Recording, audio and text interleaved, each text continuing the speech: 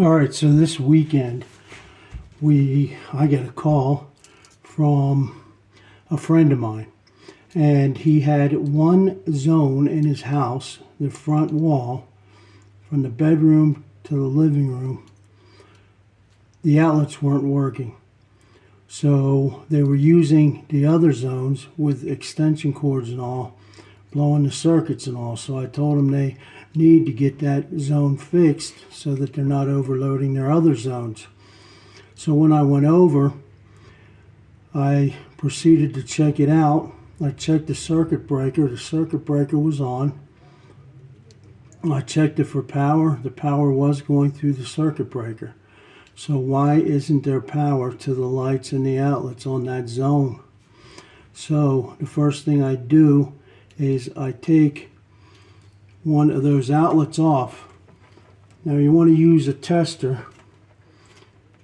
Now before I go through this, please like and subscribe, share the video, hit the bell.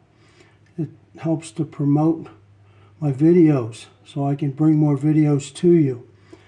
But anyway, the whole zone wasn't working.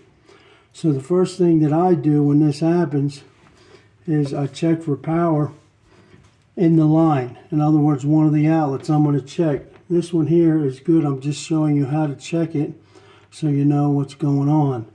So you're going to check, you got your black lead, you're checking off your ground, and then you're going to your positive, touching your positive only without touching anything else. As you can see, 124.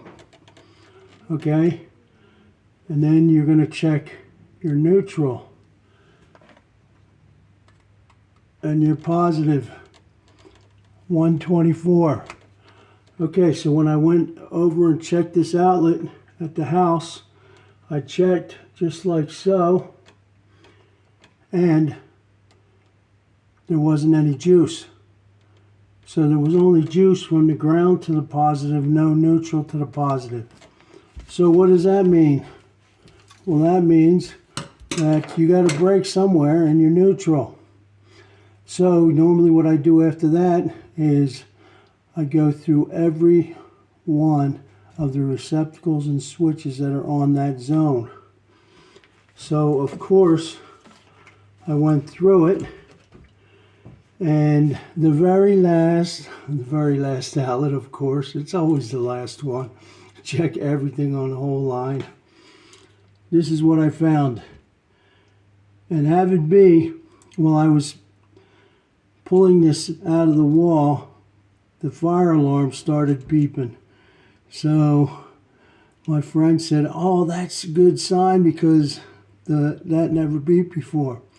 And it was on this line. So we knew we were onto something. We'll check that out, okay?